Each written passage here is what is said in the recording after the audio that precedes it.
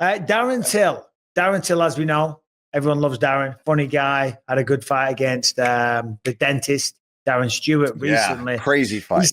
He says, and Harrington, give us some color here because I'm reading your notes. He says, Darren Till says that Nate Diaz agreed to fight him in August and then he bailed. And now Mike Perry and Masvidal are pricing themselves out of the market. Yeah, he says he can't find a fight. He initially had the agreement made with Nate. It's what got him into camp and got him training for it. And then, since Nate has fallen out, they have reached out to both Perry and Jorge Masvidal. Misfits has, and they are asking for way, way too much money. Nobody seems to want to fight Darren Till. Well, first off, people know I like Darren. I think that's smart because he's a bad matchup for a lot of people, certainly when it comes to boxing or Muay Thai only. But the bigger conversation here is for Darren and for other people, they leave the UFC and you hear about these paydays in influencer boxing or whatever, but there's no structure, to the promotion, so you want to get these fights like Nate Diaz. Of course, everyone knows he's a massive star and he'll pull in big numbers, but for whatever reason, that hasn't materialized. Then you got Mike Perry and he's talking about Masvidal. Masvidal seems like a logical matchup because he knocked out Darren in London way back in the day. But if there isn't a stable of fighters all signed and under contract, it's hard to make them fight, So I know Darren, and I hope he does get a matchup soon. But when you're out there being an independent contractor as a fighter, just trying to sell your services to a promoter on a one-fight basis, it can be hard. Yeah, it can be difficult because there's no guarantee for any of it. And then guys can do that where they can say, okay, I'll fight Darren Till for $8 million. And it's like, we can't give you $8 million. You know what I mean? And I'm sure what they are offering is actually a pretty good payday, but they know it's a tough matchup in boxing to go fight Darren Till in that situation. So it's like, they're going to ask, they'll do it. So they didn't turn it down, but Darren's right. They're overpricing themselves on purpose. What do you think if you were to hazard a guess? And then Brian, just see if you can Google anything. What do you think Nate Diaz wanted to fight Darren Till in a boxing fight? Millions for sure. It would have been millions. Absolutely. 100%. Which is just, and he may have been even getting offered like maybe around that, right? Like maybe close to $1 million or just under 1. or just 5. over maybe. But he's probably asking for something like $5 million or plus. And it's just like, it's a lot of money. So allegedly the story Darren tells is that they agreed on like contracts and numbers. They could not come to an agreement on weight. That was the reason Nate pulled out. He was concerned with the weight discrepancy between Till and Diaz. You wanted them to drop down more? Yeah, I think so. All right. That's a little more fair. I remember because Diaz, when he fought Masvidal, they were some big purses thrown around then as well at the Honda Center. But hey, they sold out the Honda Center, or pretty much sold it out. I was there. The place was absolutely packed. It was a great fight. And I'm happy for these guys to be making this kind of money. I really am. It's incredible. But I just don't know if it's sustainable.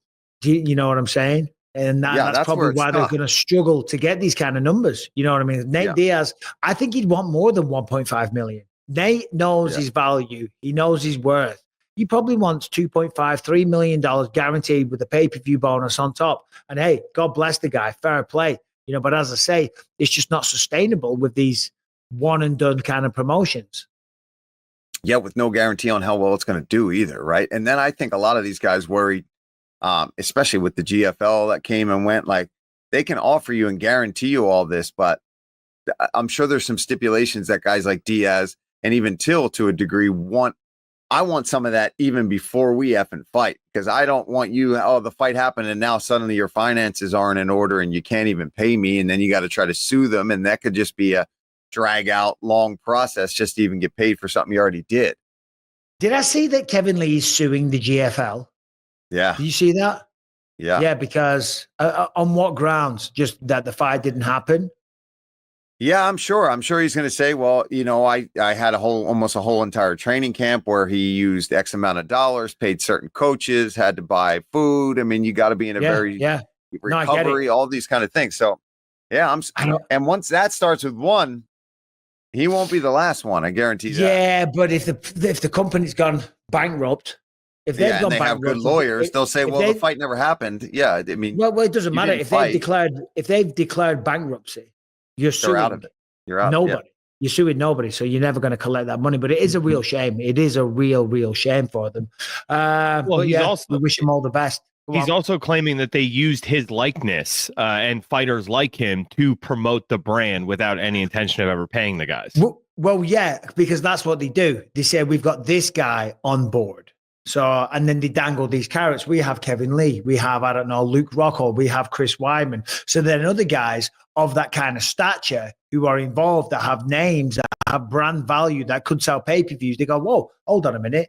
This sounds like a real deal. So then they sign on as well. It's just like in the movie business. They try and get one guy attached with a name. You know what I mean? If they get this one guy, then they can get financing. Then they can get other people, you know? So, yeah, it's a shady business, man. It is. Yeah. Boxing, combat sports, you know, like say what you will about the UFC, but you know the fight's going to go ahead. You know you're going to get paid, right? There's never, ever going to be any issue like that whatsoever. You know what I'm saying? Yeah, well, and that's why still most people, that's where they want to be, right? They, you know, guys that have left and guys that have issues with them can feel one way or the other. But right now, if you want to make money consistently and get fights, that's definitely where you want to be. No doubt about it. Millions of dollars if you're good enough. If you're good enough to do it, you know, or just fighting frequently and living your best life. To quote John Jones, Harrington, do you want to throw? Let's do a non-MMA. What have you got, Harrington? All right, today's episode is sponsored by Skims. What are Skims? They are underwear, but not just any underwear. These might be the softest, the most luxurious, and more importantly, the most comfortable underwear that I've ever worn. I fly all over the world doing the UFC, as you know, and when I'm flying 15 hours to somewhere, to say Sydney, I choose my underpants very strategically. Uncomfortable underwear, if you're sitting on a long plane ride or you're sitting in a car, you're going to get squashed up down there. You know what I'm talking about. You don't want to be all squashed and pressed in and all the rest of it. But these things, they feel beautiful. They're very silky, beautiful, fine cotton. They're very comfortable, luxurious even. And by the way, Skims, they are the official underwear partner of the NBA, the WNBA, and USA Basketball. So if you're looking for some premium underwear, very comfortable, then you can't go wrong with Skims. So if you want to travel around feeling like me, if you want a nice pair of underpants that feels great, extremely comfortable, then you got to head over to skims.com or go to the Skims stores. After you place the order, please select podcast in the survey and select our show in the drop down menu that follows. As I said, Skims is the official underwear partner of the NBA, WNBA, and USA Basketball. Skims.com.